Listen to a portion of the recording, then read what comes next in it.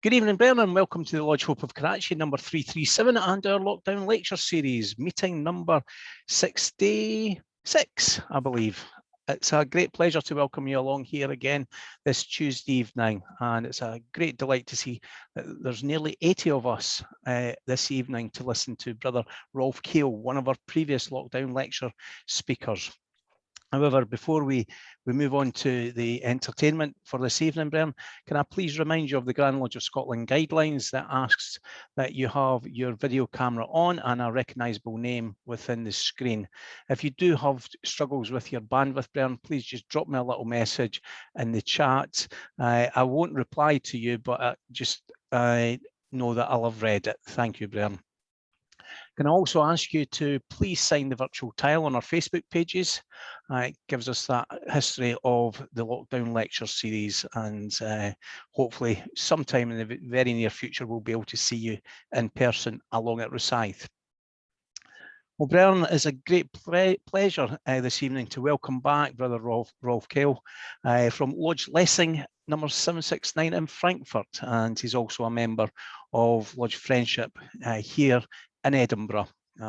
Rolf's been with us a couple of times over the last 14-15 months, and this time he's going to present to us his new lecture on the Convention of Wilhelmsbad, the strict observance, and the Illuminati. So, Brian, I now pass over the virtual tile to Brother Rolf Keil. The floor is yours, sir. Brethren, great to be back here, and good to see you all. And I still find this lockdown lectures in that Lodge Hope of Karachi provides something very outstanding in the Masonic world. News from Germany, we are slowly going back to a kind of normality. Tomorrow, my mother lodge, Lessing in Frankfurt, will have its first meeting since ages, and we will, of course, under COVID conditions, so we have to wear masks and all that, and I'll give you a report how this has worked. However, it's my great pleasure to confuse you all a little bit more about German Masonry. And I will talk about the Convent of Wilhelmsbad, which the circumstances which led to the convent, and the outcome of the Convent of Wilhelmsbad. And when we talk about the circumstances that led to the Convention of Wilhelmsbad, we have to deal with the chaotic confusion of the German craft at the end of the 18th century. Two currents can clearly be distinguished from each other. First, the lodge system, based on the deistic humanitarian principles of English Masonry with the 3 degrees of St. John, and the high degree system of French origin, based on Catholicizing tendencies. And tonight, we're dealing mainly with the second form of Masonry. And allow me to share my screen with you.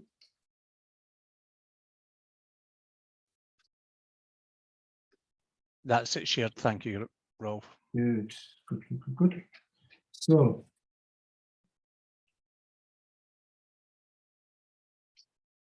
yeah. There's no way to understand the German chaos in Masonry without going back to France and without meeting again a Scotsman. Bakerson from Ayr, born in 1681, changed the face of Freemasonry forever. His name was Charles Andrew Ramsay. He became a Fellow of the Royal Society in 1729, was initiated in 1730. He worked and lived in Paris, was a staunch Jacobite, and in 1736, he wrote one of the most influential speeches in Freemasonry ever. He spoke of a connection between the Crusaders and Freemasonry, and the fact that after the Crusades, Prince Edward, son of King Henry III of England, had brought the troops back to England, where they took the name Freemasons. Furthermore, he stated that the royal art is now repassing into France, which becomes a new center of the order. In the following years, numerous Scottish rites or rites écossaise came to life. This kind of masonry appeared in France, so-called after the 4th degree, the Scottish master. As early in 1742, the Scottish Lodge L'Union was founded in Berlin by 7 members of the Lodge Oak Globes to the 3 globes for the upward aspiration of the younger brothers to the higher degrees of so-called Scottish Masonry.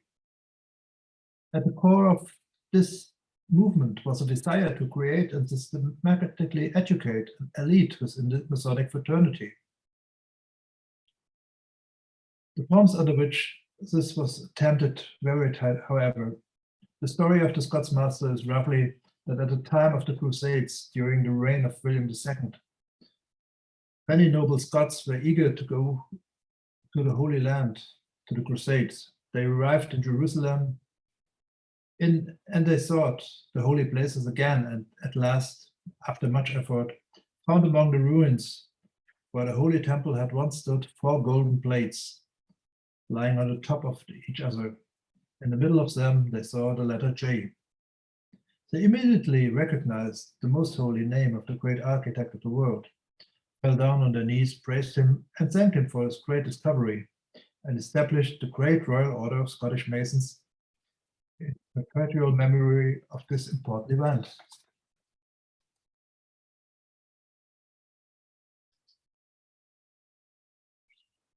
In the year 1748, 1 year after the creation of the Jacobite chapter in Arras, according to the legend, by Charles Edward Stewart, the rite of the Écossaise Fidèles de la Vieille Crue was established in Toulouse. And this is the first of the Scottish rites or rites Écossais that we know of. This rite was composed of 9 degrees, and it was divided into 3 chapters, which are called consistory. The chapter revived the ancient tradition of Christian orders chivalry, especially of the orders of the Knights Templars. Europe again was divided into provinces of the order, and army masters, provincial grand masters, were appointed. And among them were Carl Friedrich Eckleff from Sweden and Karl Gotthelf Reichsfeier von Hund from Germany, with a knight's name Charles Baron de Hund, Chevalier, Knight of the Sword. The charters dated back from 1750 and were written in French and issued by a Grand Chapter de la Confraternité Illuminée in the 5th Order province in Burgundy. But returning to Germany, Bayer von Hund established in 1751 a chapter called Zu den 3 Säulen, to the 3 columns, consisting of himself and his friend von Schönburg, with the nom de guerre Ecke Leone Rubro, together with some members of the Naumburg Masonic Lodge, to the 3 mallets. He worked out the basics of his system until 1745, and he received the Orders Matricula from Carl Gustav von Marschall. And the goal of this order was to bring as many persons of high rank as possible into the new order. The principal idea of the high degree system, the strict observance, was a Templar legend. The Masonic ritual system of the novice house, as the lodge was called, included 3 craft degrees. After that, the 4th degree of the Scottish Master, then the 5th or 6th degree of the Inner Orient, and here the candidate received the habit of the order and was clothed with helmet and armor. Meanwhile, in France, the Chevalier de Bonneville, a Jacobite, had written in Paris in the year 1754 the high degrees for the Grand Lodge of France under Count Clermont, which was to bear his name, the chapter of Clermont. During the 7 Years' War, from 1756 to 1763, this chapter was brought to Berlin by French prisoners of war. And so in 1758, the Mother Lodge was founded in Berlin of the Jerusalem Knights. Again, a system with 7 degrees. and again with the 4th degree as a Scots Master. While this happened in Germany, in Sweden, Carl Friedrich von Eckleff, who was as Baron von Hund in Germany,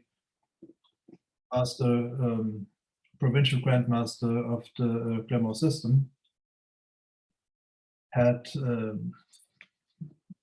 constructed the Swedish Rite system and called itself the Order of the Brotherhood of Free and Accepted Knight Masons. There were 10 degrees. Again, the basic of this degree was a Templar legend. After the end of the 7-Year War, in April 1763, General Field Staff Medic of the Prussian Army, Kellner von Sinnendorf, joined the Mother Lodge to the Three Globes, just where the prisoners of war were exchanged. But he was not convinced of the legitimacy of the High Chapter, and he tried to learn something about the basics of Freemasonry and the Swedish system. So he moved over to Sweden and got in contact. The next event in Germany saw one of the big frauds in German Masonry. We had a few of them, but this was something remarkable.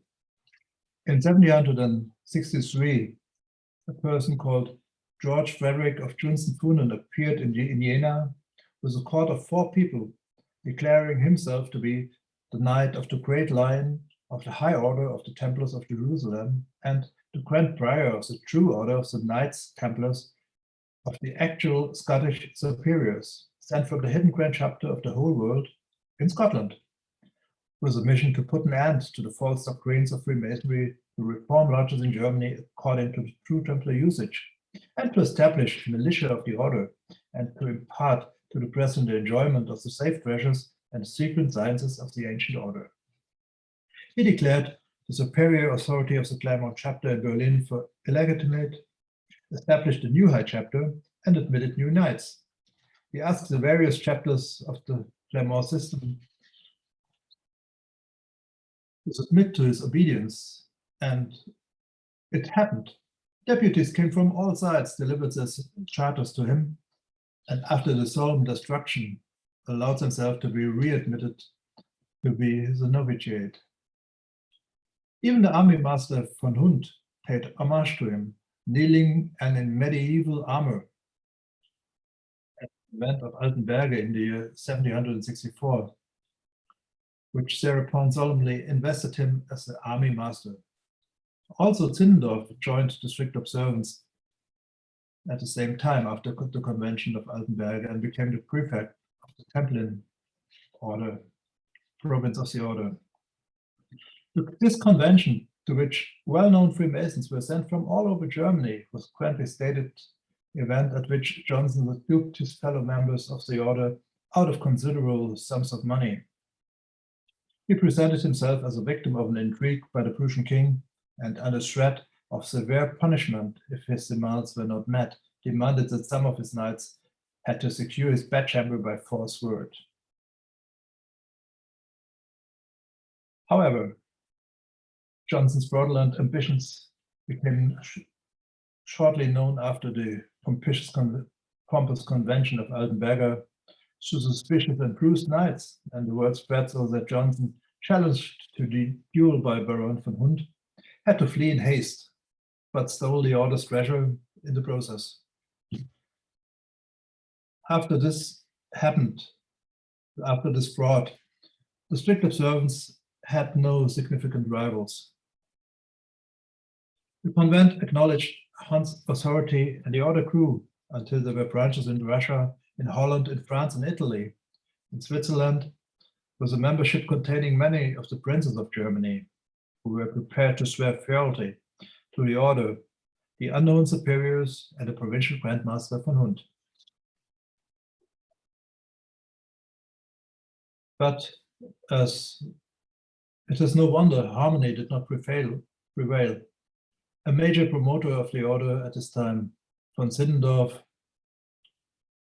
resigned in 1766 from the order to promote the Swedish system, which later became the National Grand Lodge in Berlin. and a potent rival of the strict observance. Also by this point, the members of the strict observance became tired of waiting for instruction in the secret teachings from the unknown superiors. Hunt was too honest to invent something new, but he was waiting for some sign. And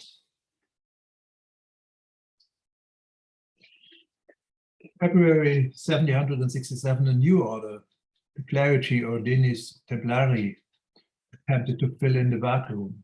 Among others, John August Stark established at Wismar the Lodge of the Three Lions and created the fiction that the Knights Templars were divided into military and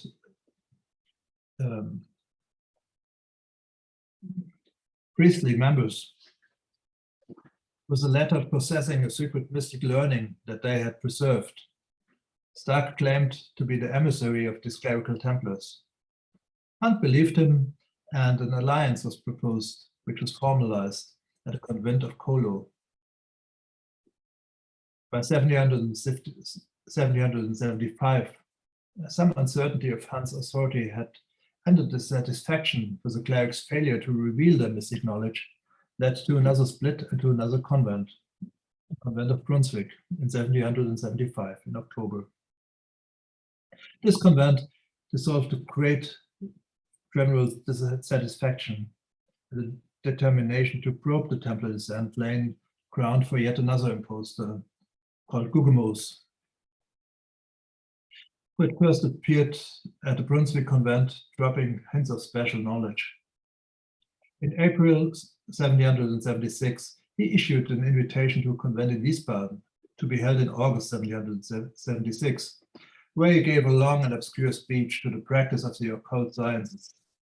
The convent broke up in September 1776, with many members paying large sums again to be reinitiated and presented with new regalia and jewels, while others insisting that he first demonstrate his skills. His work was soon exposed. Gugemos had fled to Holland, later dying in Munich in 1818. Speyer vom Hund, the founder of the strict observance, died in October 1776, his personal estates greatly reduced by his expenditures in promoting and supporting the order. This was a time when deputies of the Grand Lodge of Sweden met with deputies of the strict observance in Hamburg in April 1777 to promote the election of the Duke of Sudermania, Keil, as a deputy Grand Master of the strict observance. He already had been Grand Master of the Grand Lodge of Sweden. In 1778, we see the breakaway from the French promises from the order. National Convention of the French Templars in Lyon brought about their apostasy under the influence of Jean-Baptiste Wilhelmsbad. It replaced the system set up by Hunt with the order of the charitable Knights of the Holy City, which curbed the unsustainable derivation from the old Templars. The trick was to evoke the Templars without naming them, and so giving the Knights a vague and ideal homeland, which could just as well as be in Rome, the center of Christianity, Jerusalem, where Solomon's temple was built, and Jesus Christ was crucified, as well as a material celestial city, the hope and supreme goal of all mystical endeavor. It designated as a task charity, care, perfection of people through Christianity, in its original purity returned to 6 degrees. And while France developed and adopted this new system completely, the situation in Germany was even more complex, which doesn't surprise us at all. So another convent was held in Wolfenbüttel in 1778, where the Act of Union was confirmed and Keil of Sudermania was elected. The clerics withdrew from the system, while lodges under the Grand Lodge of the Three Globes retired from the strict observance. But some Danish lodges as well as other chapters protested against Keil of Sodomania, and another meeting was held in Braunschweig in December 1779, where the Act of Union was replaced by a pact of amity. The unknown superiors had still failed to reveal themselves. Rosicrucian groups were seducing their members, and the Duke of Sodomania resigned, frustrated, in April 1780. And while the frictions within the strict observance grew deeper, new players entered the game. Around the middle of the 18th century, a society was active, especially in German Empire, which called itself the Order of the Golden Rosicrucians, also called the Jesus Order. At the end of 1750, it operated entirely in secret as a Christian sect with alchemical tendencies, especially in Vienna.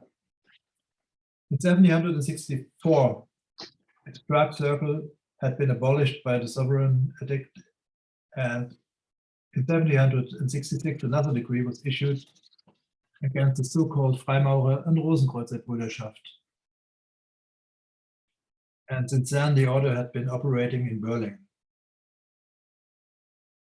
During the reform of the order in 1767, the Bible was declared the only guiding principle.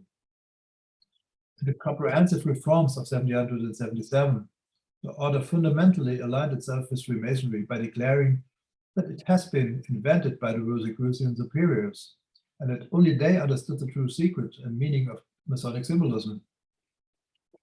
The high degree systems had 9 degrees or order levels, which could only be reached by those who proved that they possessed the master degree of symbolic masonry, hence the term occult masonry. Freemasonry was regarded as a forecourt of the real temple. The brothers of the third degree were called the masters of the shining light and the lost word. The Rosicrucians also wore the Masonic apron. The strictest secrecy prevailed externally, but within the order nothing could be concealed from the superiors. The esoteric content of the order was formed by secret sciences, in which alchemy, magic, Kabbalistic thought processes, and Christian mysticism were brought into one system. The ritual was based on the union of alchemy and Kabbalah, which stated that the aim of the order was to raise man who had fallen from its first dignity and to restore the deformed image of God. The main emphasis of the Rosicrucians shifted to Berlin. The Johann Christoph von Wöllner was a leading figure. The Mother Lodge to the Three Globes became the headquarters of the Rosicrucians in Germany. Numerous Freemasons joined, and Rosicrucians took hold of many lodges.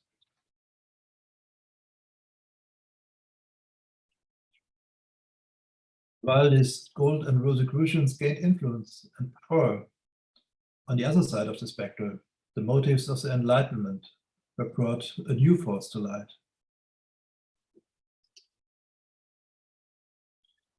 Adam Weishaupt was a professor of natural and canon law at the Bavaria State University in Ingolstadt, and he wanted to establish a secret school of wisdom based off the organizational model of the Jesuit order, in which he was in conflict, in which the best young academics, unhindered by traditional fetters, would learn everything that the priests had banned from the university chairs. And on May 1776, the founding was accomplished, including Weishaupt and the student Massenhausen, who had worked out the statutes with him. 5 members formed the new association, which first was to be called the Order of the Perfectibilists, but was then called the Order of the Illuminati. The profane names of the members were replaced by pseudonyms or noms de guerre. Weishaupt was called Spartacus, and Massenhausen was called Ajax. The founders and the first to join after them were given the resonant title of Areopagites. In 1779, a curriculum was created with 3 classes of the order: novice, Minerval, enlightened Minerval. The paucity of the structure brought a period of weakness soon after its foundation, and therefore the order looked for inspiration from Freemasonry and obtained a charter from a Munich lodge, Theodor zum Guten Rat, from Marquis Constanzo of the Berlin Grand Lodge Royal Oak der Freundschaft. And from this lodge, Theodor zum Guten Rat, the Illuminati tried to overtook the craft in Germany. Partly successful. However, the Rosicrucians and the Illuminati as well saw the crumbling system of the strict observance as a gold mine. And in circular letter of 1780, the General Grand Master, Duke Ferdinand of Braunschweig, announced the General Convention of the Order of the Strict Observance for October 1781, which, among other things, was to establish new general principles, finally settle the question of the preservation of the order and its superiors. The convention was then postponed and began in July 1782 in Wilhelmsbad near Hanau. From the outset, it was a convention of the Knights Templars. 35 delegates were present. The main participants were, of course, the Grand Master, the Duke Ferdinand of Braunschweig, his coadjutor, the Landgrave Prince Keil von Hessen-Kassel, the Privy Councillor Joachim Christoph Bode,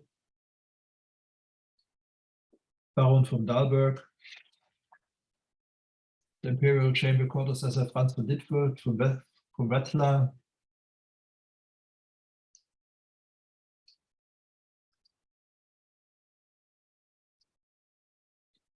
and of course Wilhelmsbad from France,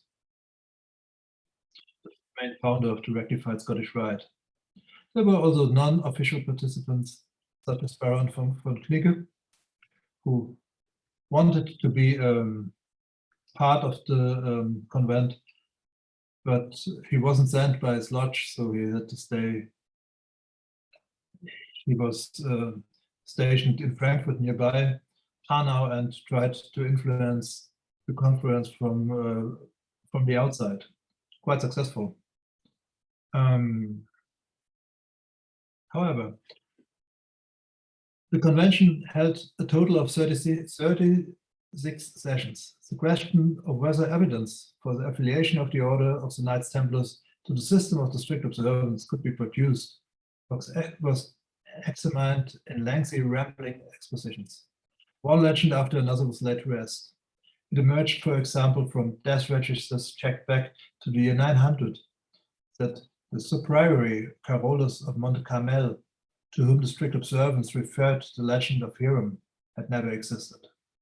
Bode called the unknown superiors an invention and declared that, in his opinion, the Jesuits in the mask of Freemasons had caused all this confusion.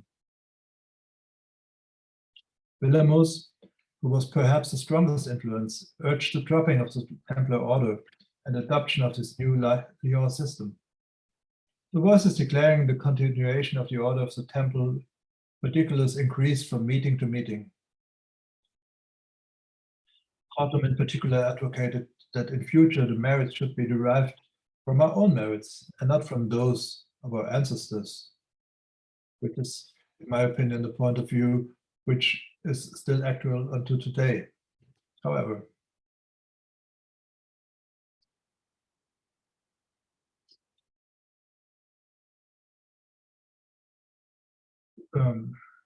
he also demanded the radical abolition of all the higher degrees. It declared it was childish and pathetic to re-establish an order at a time when Joseph II was abolishing those orders that were still in existence. The purpose of Freemasonry was generally philanthropy and excellent brotherly love, charity, enlightenment, and toleration. And one must therefore let all systems work.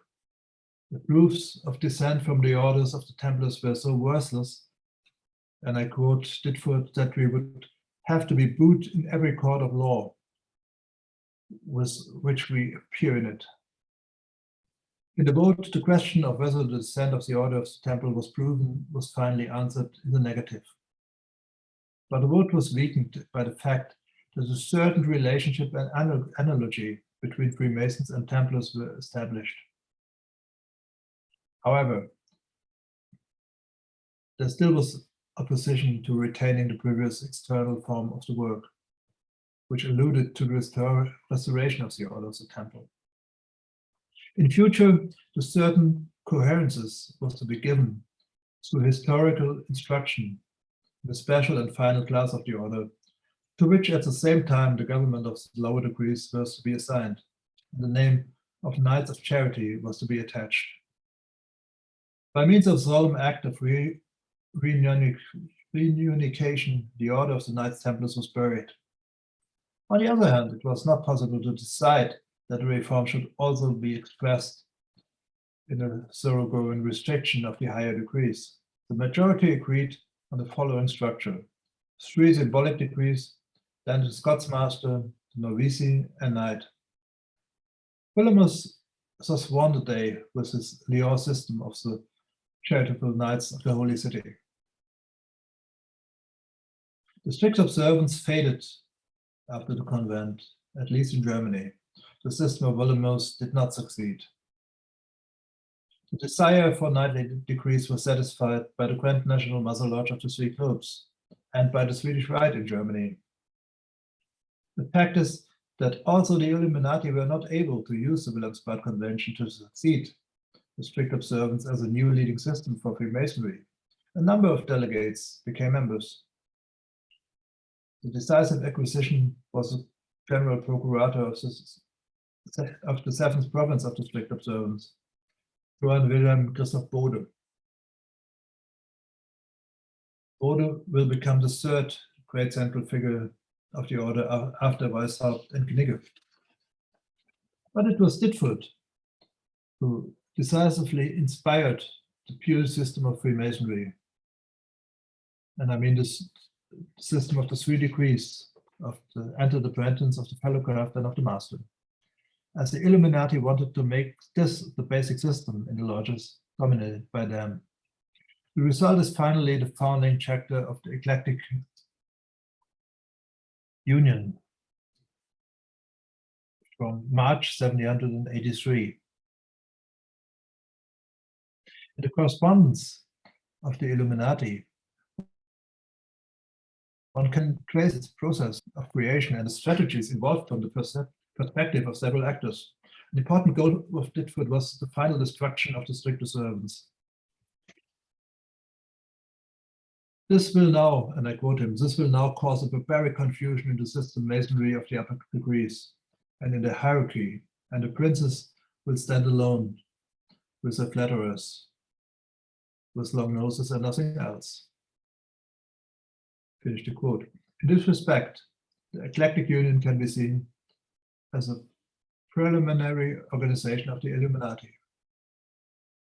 The Eclectic Union very soon found its own ways, and the Illuminati influence vanished. In the aftermath of the convent, a dual Masonic system established itself in Germany, so to speak. The main frictions run along the questions of whether the essence of Freemasonry is fully communicated in the 3 degrees, as Brother Schröder believed, or whether the 3 degrees are only the first stages of a more complex system, as conveyed, for example, by the Grand Land Lodge, the Swedish system. Second great line separated German Masonry into a strictly Christian Freemasonry, while developing, on the other side, a humanitarian branch of Freemasonry that spanned the compasses wider, and in principle also accept Jews. Admittedly, the boundaries are fluid and always changing. However, here in the reappraisal of the Wilhelmsbad Convention lies, in my view, one of the beginnings of the reform of Masonry in Germany. At the same time, the core of the permanent conflict between Christian and humanitarian Masonry in Germany was laid.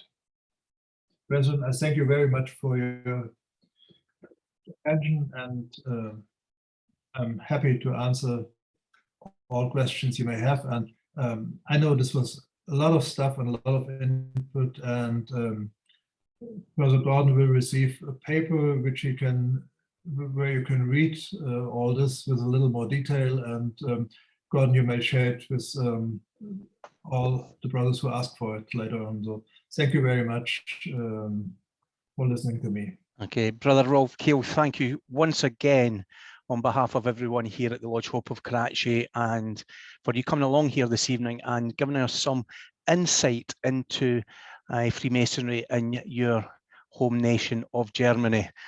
Certainly is a very interesting subject when you hear all these words that people like Dan Brown have tried to make a big thing of, the Illuminati and the strict observance and all these things, and just seeing how it all ties through the various threads of Freemasonry over the last 300 or so years is very interesting. I'm sure we have got some questions. Let me just scroll across.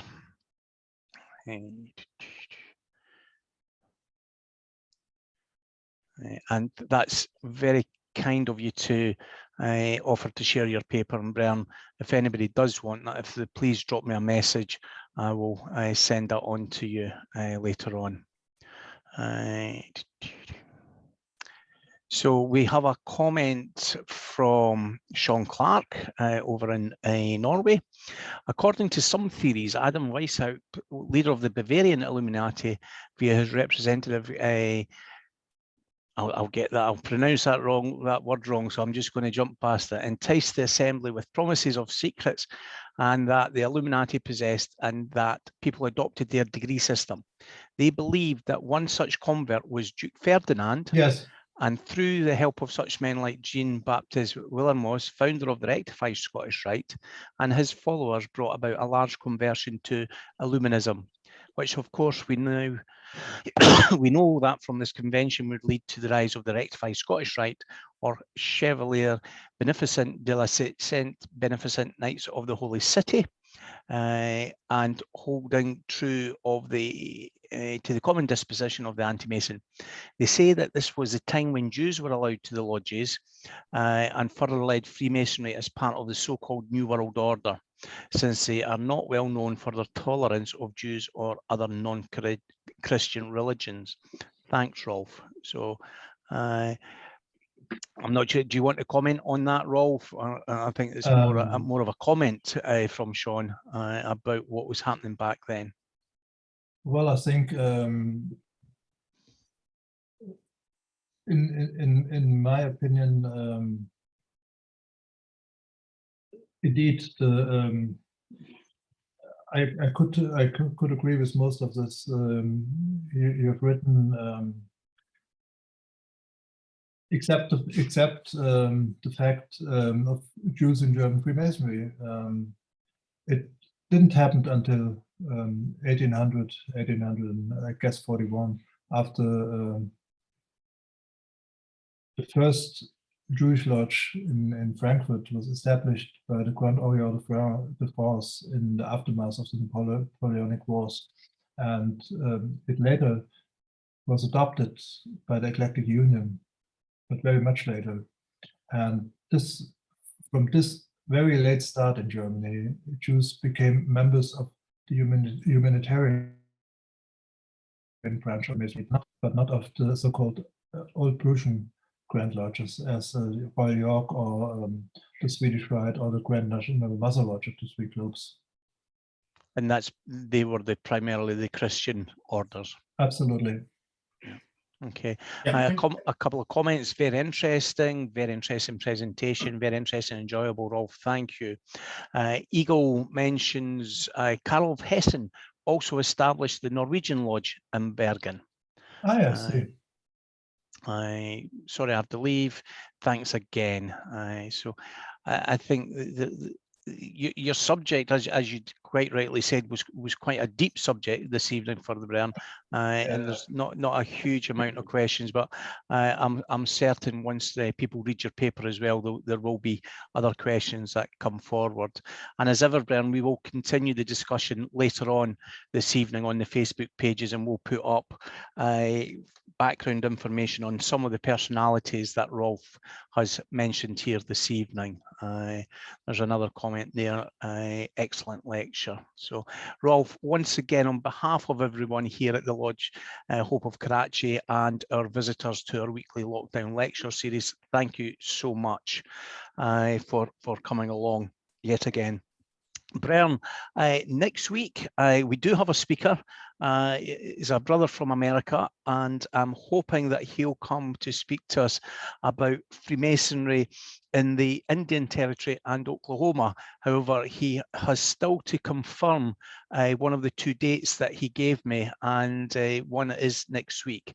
But I will make that announcement over the next couple of days on the Facebook, so please look out for that.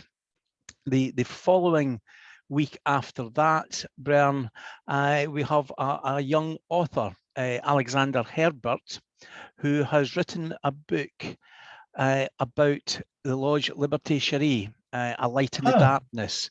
Now, that is the lodge that I've mentioned in my talk about Freemasonry and Remembrance. It was a Belgium lodge that was formed in the prisoner of war camp. And Brother Alexander has done a huge amount of research into this, and he's written a full book on it. He has one request, in that we do not record that evening session for his copyright reasons, because he's been given a lot of personal information and photographs from the family members that has been published in his book, and his copyright, he doesn't want to infringe that with us recording them and putting it up on our YouTube. So that's 2 weeks tonight though, Bern, but that one will not be recorded. With that, thank you once again, Bern, for joining us at the Lodge Hope of Karachi Lockdown Lecture Series. We have a big meeting here under the Grand Lodge of Scotland tomorrow, particularly for those lodges at home. Our heads of orders will be meeting, and hopefully the wisdom of Solomon will be upon them, and they can make the right decisions for our immediate future, and that we can come out of the COVID-19 pandemic in a safe way, and in a way that we can ensure that the candidates that we have got the correct experience. So no doubt we'll all be excitedly watching the Facebook for the announcements that will come out, no doubt sometime tomorrow afternoon. Bern, at this point, please feel free to unmute yourself and say your thank yous to Brother Rolf Keil and your good evenings to each other. Thank you, Bern. Thanks, Brother Rolf, and good evening, brethren. Thanks, Rolf. Excellent. Thank you very much. Rolf. Thank you, Rolf. Good night, brethren. I enjoyed it, Rolf. Thank you. Very enjoyable. Rolf, thank you very much, Thank you, Brother Brother Rolf. Rolf. That was a fantastic lecture. Thank Thanks you. very much. Thank Very you. much. Good night, guys. Good night. Thank you very much, Brother Rolf. Thank you. Good night, everyone. Stay safe. Well done, Rolf. Thank you. Thanks, Rolf. Good evening, brethren. Right. Evening, brethren. Night. Thanks very much, Rolf. Very interesting. Thank you. Thank you. Very enjoyable. Good night, brethren. I'll give you 5, Bern. Hope to see you at 1712 soon, Rolf. Cheers again, Gordon. Thanks, Martin. And 4, Bern. Rolf, thanks again for a great presentation. Thank you. And 3, Bern. Thanks, Gordon, for doing these. Brilliant. My pleasure, Tony. And 2. And 1. Thank you once again, Brother Rolf Keil. We look forward to hearing from you in the Always a future. pleasure. Thank you, Bern. And that is